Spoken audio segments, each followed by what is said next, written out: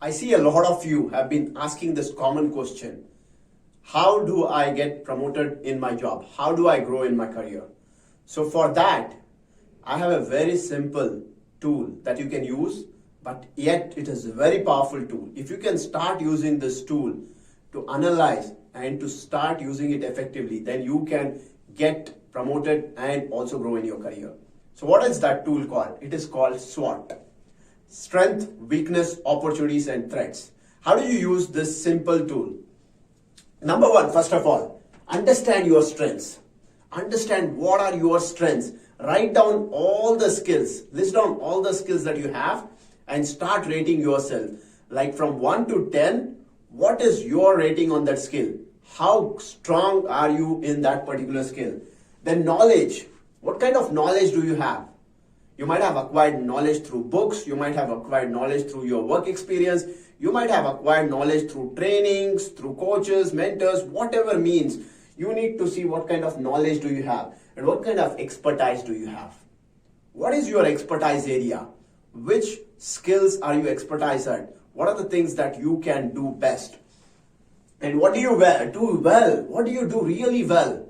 And what people talk about you that you do really well, and what people come to you for your help. And the next thing is positive impact. What kind of positive impact are you making? What kind of value are you adding in the marketplace, in your job, to your clients, to your teams, to your leadership, to your entire organization? And then next comes is weakness. Now you need to also understand what are your weakness. What are you not good at? What you don't have in terms of skills, in terms of expertise, in terms of knowledge. What are you lacking? You need to understand that as well. And what are your habits? Are you somebody who is late? Like you come late to the office, you go early to home. Are you somebody who is like late to the meetings? Are you someone who does not keep up your commitments? Be it to your team members, be it to your bosses, or be it to your clients. And then also feedback. Feedback is something that many people don't understand the importance about.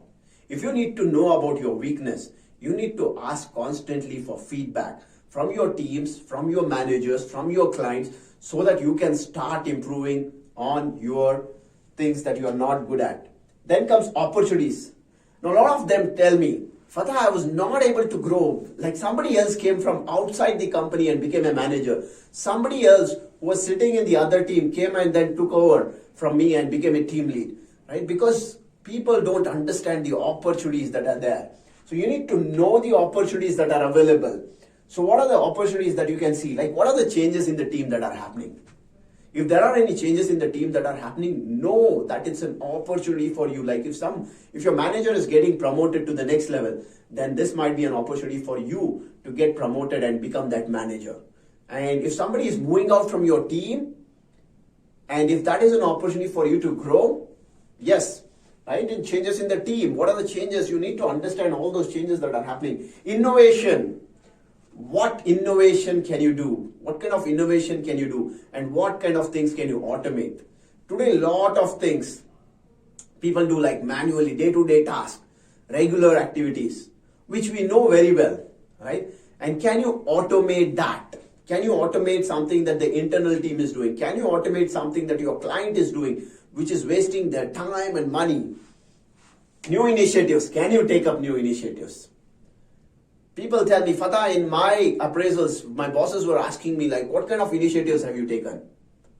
And I was like, without any answer. So you have to think about what are the new initiatives that you can take. Are there any new projects that are coming in? Challenging projects that you can pick up and then show how worthy you are. Are there any new clients that are getting onboarded? Where you can talk to these clients, where you can help clients, you can add value to the clients. Are there any on-site opportunities? You need to know those so that you can grab those opportunities. Training teams, one of the easiest way and the best way to add value, and that is something that I've always utilized is by sharing knowledge and training team members. Be it your own teams or be it teams within the organization, be it different teams within the organization. See if you have any skills that you can share. See if you have knowledge that you can share. See if you can train those team members, right? That will add value. There are a lot of opportunities there. And then IJPs for sure, internal job postings, opportunities within your organization are posted on a portal, are known by HRs, are known by the heads of a particular department. So you need to know these opportunities that are available and the threats.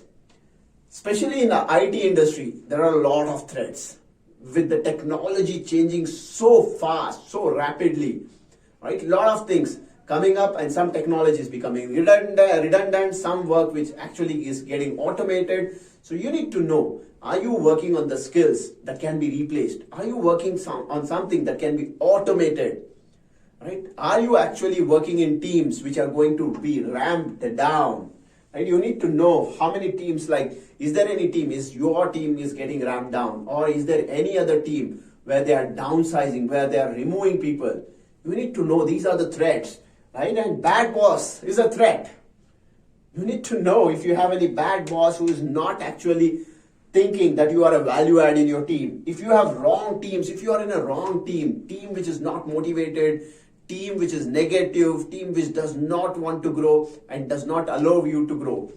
Right? People performing better than you is also a threat. If you have champions in your team who are performing very well, right, that is also one form of threat for you, because all these companies follow something called as bell curve. So even if you are performing to your best, but somebody else is a champion, has been performing, or somebody else is close to your manager, right, to the management, to the leadership, and he or she has some relationship, then that can also be a threat for you, because you are working your best, but still you will not be able to grow. And the last but the least threat, which is a common thing these days and has been there, office politics. You need to know if there is office politics happening around you, and then you need to know how you can handle it. So if you are able to understand all these things, the strengths, weakness, opportunities, and threats, and you start working on these, then you can get promoted in your job and you can also grow in your career.